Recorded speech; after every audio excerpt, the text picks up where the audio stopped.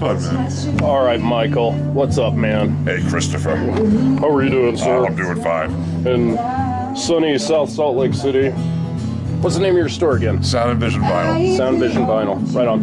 And you had a record store back in the day. I ran 10 different record stores over 30 years in New York. First record store, I was 16 years old. I harassed the owner for a year to hire me. Nice. He hired me, and within a month, he fired the entire store. He said, I don't need anybody but you. And a year after, when I left to go to college, 6 months after, he closed the store. He said all the business was gone. Oh, shit. I've been doing this since I'm a kid. I love music. It's just... I was really not surprised to see that you did this because I knew this is kind of your thing. Everybody who's known me my whole life knows that this is where I was supposed to be. Yeah. It's cool. It's a lot of fun. This is totally you, man. I totally picked up on that vibe right away when I met you. Music is fun. I mean, you play music, you have a love for it. You know it's an emotional attachment. It's a memory. It's something fun. Yeah. And I feel that there are stores that are out there, but there's no place to hang out. There's no place to just have a good time. And that's what I want it to be.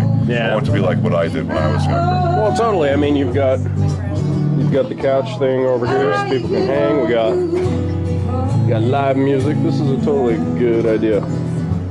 But tell me something about your musical past, man.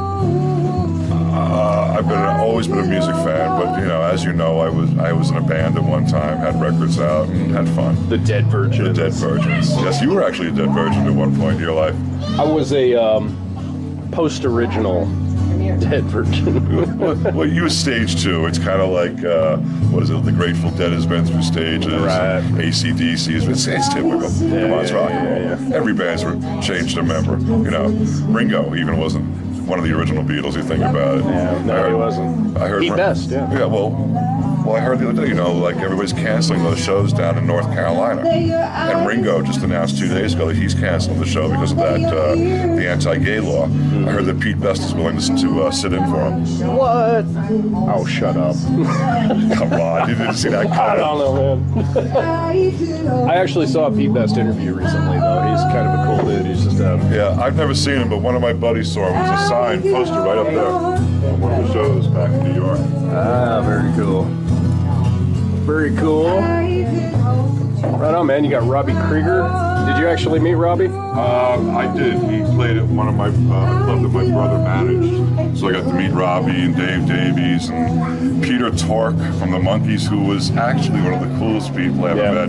When he found out that I ran a record store, his eyes lit up and everybody in the room was gone. He was like, he just wanted to talk to me, and he's asking me a million questions, and he's like, sit down, man. I can't wait. I just want to talk to you. And his manager walks in and is like, come on, man, we got to get ready. You got to get on stage. And Peter looked at me and he was like, damn it, man, I wanted to. He would have been. Oh, he would have been there for like 2 hours straight. Just bullshit yeah, with you. It was very cool. Nice. And I got to meet Johnny Johnson, who was in Chuck Berry's band. Yes, the piano player, right? He's the guy that supposedly Chuck Berry ripped off all the licks from. Yeah.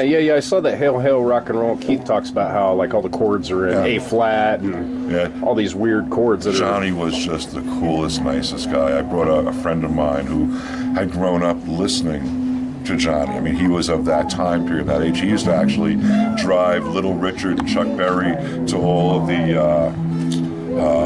what did he call them? They were like the juke joints for all the black musicians, because that was, he was black. And he came in and I introduced him to Johnny. This guy was like 69 years old, and he's meeting Johnny. Johnny was only maybe 10 years older. He was like a kid. Yeah. He was like, Johnny, man, you have no idea how much you've affected my life. I remember being 14 years old, listening to you guys playing, and Johnny just like, I mean, he lit up to have somebody that was that long following it. It was very cool. It was really cool. I think Johnny's actually still alive, and I think so. And Chuck is still alive too. Chuck is still alive. Chuck is still going. It's incredible to survive. Yeah, he's like 97 years old too, literally. I mean, he really is. Oh, I'm sure. And how old's Buddy Guy? Because I heard he's playing here soon. He's not. He's probably 80. He's right. Older. I thought he might be older. These guys have been around forever. It's incredible. Yeah. I hope I can live that long. Well, we probably won't. No, no. Somehow Iggy and Keith Richards is definitely going to beat us out. Well, that's like that. I love that Keith meme where you see him. He says he's looking at the newspapers. Hey, Mick, look who died again. What I love, I mean, I was very sad when Bowie died. But one of the first things I read when Bowie died was that somebody stated, quick, somebody go get Keith Richards and we'll get a blood transfusion and bring him back to life. And I was like, that's the most brilliant thing in the world. Nice, man. So let's see. You're originally from Long Island, right? Yeah. Right on. But the record stores you worked in were in Manhattan? No, or? they were all on Long Island. Oh, okay. They were all over Long Island. I worked for corporate stores. Back in New York, FYE was called Record World back in the 80s. I ran 4 stores for them. I ran 2 different disco stores for 3 years, which was pretty much funny. Disco. And then some collector stores. If you'll excuse me one second. Nothing to say, nothing to do, have nothing to give. I must live without you. You know we're heading separate ways. It feels like I am just too close to love you.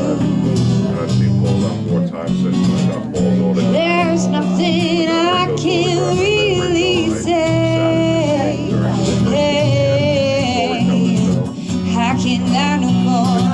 I can no more. Got to be true to myself. And it feels like